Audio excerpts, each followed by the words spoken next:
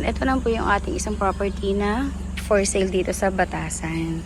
So, ito yung ating main gate. So, meron po tayo ditong 4 carport. And yung ating pedestrian gate po, dito sa may left side, hindi lang po ako doon pumasok. So, daanan lang po natin. So, ito yung ating pedestrian gate and then yung ating backyard.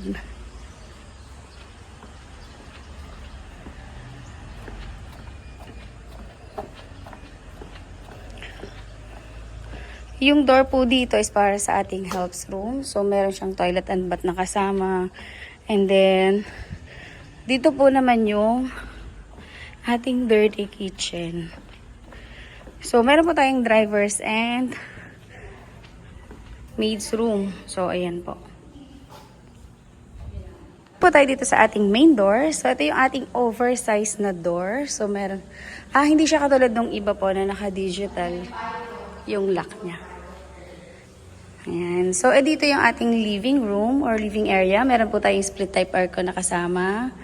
And then, dito po yung ating dining. So, ito po yung may drop lights na nakalagay. And then, yung ating first bedroom po dito. So, kung meron po kayong guest or pwede rin po kung may elderly kayong kasama sa bahay. So, meron po itong sariling toilet and bath po. And may shower area din po. So, may split type aircon na kasama. So, ang aircon po natin is Panasonic. Ano po tayo sa ating kitchen. So, yung kitchen po natin may aircon din na kasama. And then, meron na po tayong modular cabinet. And then, yung stove po natin, may range hood din. Ayan. Ito po yung ating kitchen. And yung ating po, yung kanina pinuntahan na po natin, yung dirty kitchen po. Then, proceed po tayo dito sa powder room. And meron po tayong storage sa ilalim ng hagdan. And proceed na po tayo sa second floor. So, sa second floor po natin, meron po tayong 3 bedrooms. So, total po ng bedrooms natin dito is 4 bedrooms and 2 room para sa helper and maid's room. Maid's room at saka driver pala, sorry. So, ito yung ating first bedroom.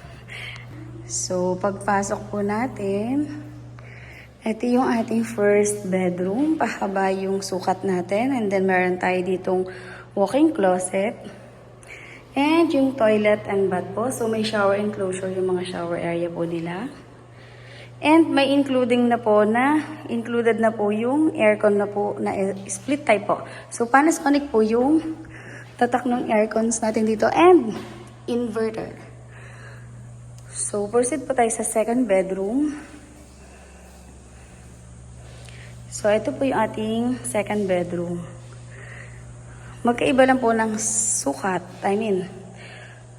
Yung sa kanina po is rectangle and then ito po is medyo pa rectangle siya pero mas malapad. And then, meron tayo ditong walk-in closet.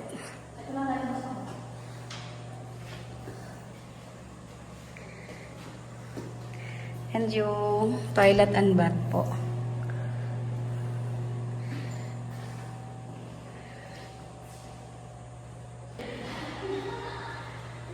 And then, proceed na po tayo sa ating master's bedroom.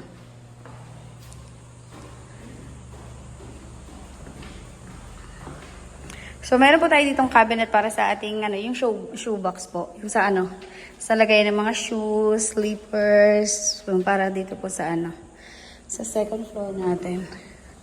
So, pagpasok po natin, meron po tayo ditong balcony. So, kapag naka-open yung balcony natin po dito, so may hangin po na nagsisirculate po sa loob. And then, yung bedroom po natin dito sa loob, napakalawak po, kasyang-kasya po yung ating king size bed. May kasama ng split type na aircon.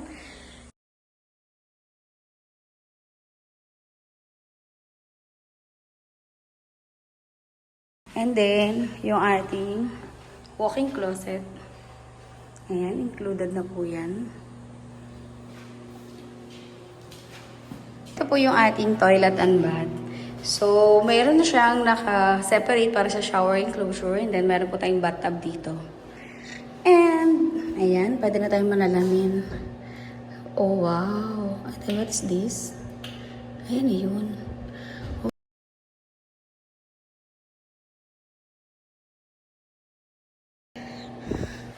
So, labas na po tayo dito. Ayan. So, sa mga interested po dito sa property na ito, you can message me at 0917-143-9488. Don't forget po to subscribe my channel. Thank you.